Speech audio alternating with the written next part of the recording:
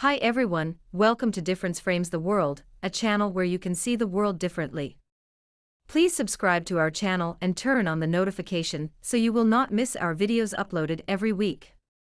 Today we discuss the tension between North Korea and South Korea amid a looming war, and whether it is still possible to avoid a conflict. The relationship between the two Koreas has worsened to the lowest point recently, and both sides threaten to launch attacks against each other. North Korea issued a combat preparation directive on October 12, 2024, stating that if South Korea once again made drone provocations against the North Korean capital, Pyongyang, the frontline troops should get ready for shooting.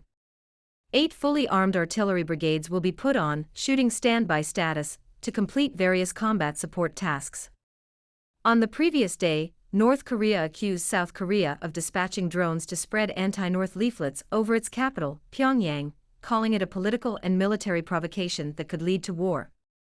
South Korea did not confirm what North Korea contended, but in a statement, it blamed North Korea for sending trash balloons into South Korea. The Foreign Ministry of North Korea warned that South Korea should immediately stop such irresponsible and dangerous provocation that may cause an armed conflict and lead to a war between the two sides, threatening it will employ all means possible if such things happen again. Very likely, North Korea will fly more balloons with trash attached into South Korea, making the South messier and filthier. South Korea condemned North Korea for its despicable, low-grade and internationally embarrassing acts of filth and garbage balloons and other provocations, saying more balloons were sent from the north to the south on October 11, 2024. North Korea responded that the bags of trash were a response to some activists in South Korea and traders from North Korea, who flew balloons into the north with aid parcels and leaflets denouncing North Korea's leader, Kim Jong-un, one of the very few in North Korea who have put on excessive weight in such an impoverished country that frequently relies on China for starvation relief. North Korea is well known for its vulnerability to mass hunger. In the 1990s, a catastrophic famine in the country killed over 500,000 people, based on conservative estimates. Under Chairman Mao's leadership, similar famines, preferably referred to as natural disasters, happened in China in the late 1950s and early 1960s, killing millions. However, the Chinese people are lucky that the hereditary rule has stopped in China for some reason, and the People's Republic of China is no longer a traditional dynasty. Even if the Chinese are said to choose only one group as the ruling party, Chinese leaders still need to go through formalities to be nominated, including the late Chinese President Liu Shaoqi, who was persecuted to death during the Cultural Revolution.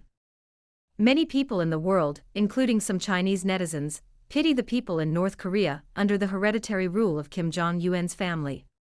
However, a lot of people in developed countries like the US and Canada, some of whom have to sleep on the streets, are leading a more miserable life compared with their counterparts in North Korea. No country is better than another, and we should not judge any nation for choosing a different social system. It is not the case in reality, though. After the Second World War, two blocs headed by the US and the former Soviet Union came into being, splitting the world into two halves.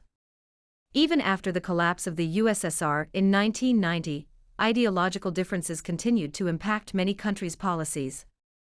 North Korea is widely known as a socialist country, but we hardly think so. Its ideology, Juche or Kim Il-sungism, is distinct from Marxism or Leninism, and it is also different from China's or Vietnam's socialism. Juche is the only ideology allowed to exist in North Korea, and people there cannot find other socialist books, like those classics written by Karl Marx. Ironically, the creator of North Korea's state ideology, Hwang Jang-yeop, who served as the chairman of the country's Supreme People's Assembly from 1972 to 1983, defected to South Korea in 1997. He survived numerous assassinations, much luckier than Kim Jong-un's brother and uncle.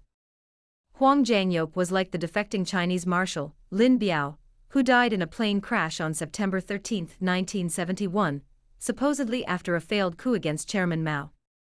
His plane crashed in Ondorkan, Mongolia, when he was fleeing to the former Soviet Union. Some argued that Lin Biao fled out of fear he might be purged by Chairman Mao, like thousands of officials, marshals and generals.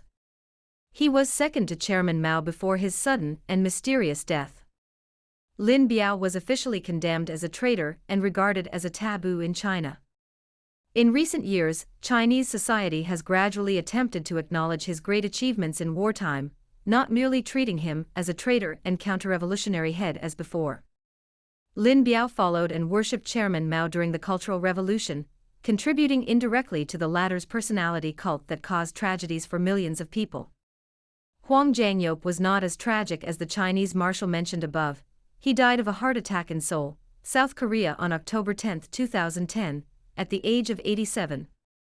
Although he passed away in South Korea as a North Korean traitor, the state ideology he crafted for the North, Juche, is still North Korea's only political directive. Juche, like the decree from the heavenly god, demonstrates the untouchable mysteriousness of Kim Jong-un's family in North Korea. Kim Jong-un's daughter, a chubby girl, who might be a target of school bullies without her father at her back, has already shown her greatness to the world, seemingly as the next generation of North Korea's leadership.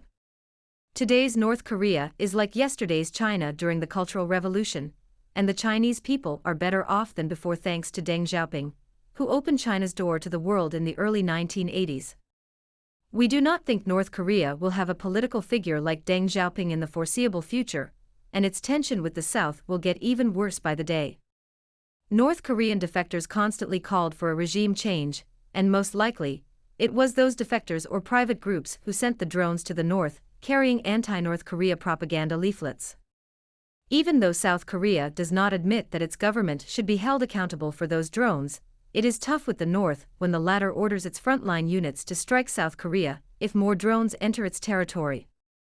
A report from North Korea's official news agency says Kim Jong-un said North Korea's army would use without hesitation all the offensive forces it possesses, including nuclear weapons, if South Korea dares to invade the sovereignty of North Korea.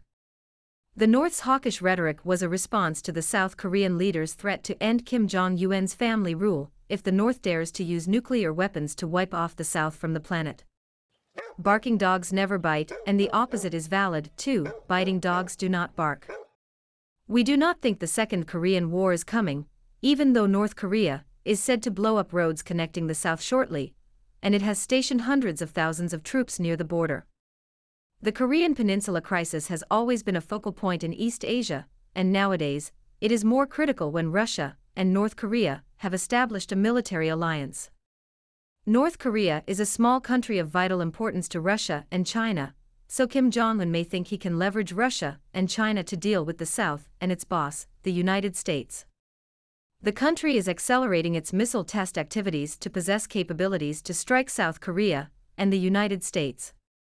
To cope with North Korea's increasing nuclear threat, the US and South Korea signed for the first time joint nuclear deterrence guidelines in July 2024, aiming to protect Seoul in case of nuclear strikes from the North. We hardly believe Kim Jong-un will use nuclear weapons to level down South Korea, although the US removed all nuclear weapons from the South in the early 1990s. A nuclear war is disastrous to every party involved in the Korean Peninsula, including Russia, China, and the United States, the top three military powers in the world. The incumbent South Korean president asked the US to reconsider deploying nuclear weapons in his country in 2023, but China was firmly against it. Analysts say South Korea may develop its nuclear weapons to deter North Korea's nuclear threat, as the country, like Japan, possesses materials and technologies to do so. It has been over 70 years since the two sides reached an agreement under the supervision of China and the United States, two key players in the Korean War in the early 1950s, after the ending of the Korean War in July 1953. After decades of peace, the Korean Peninsula has become a powder keg again. However, we believe it is least likely a regional war will start from there soon. Like the United States providing a nuclear protection umbrella to South Korea, Beijing and Russia stand behind North Korea, which serves as a gate to both Moscow and Beijing. Moreover, North Korea has reportedly possessed nuclear weapons and long-range hypersonic delivery vehicles that can threaten the U.S. homeland. As a result, it will be too risky for the U.S. to initiate strikes against Kim Jong-un, even if South Korea is in danger. It is only the beginning, and we must be patient. The crisis will not go away in a day.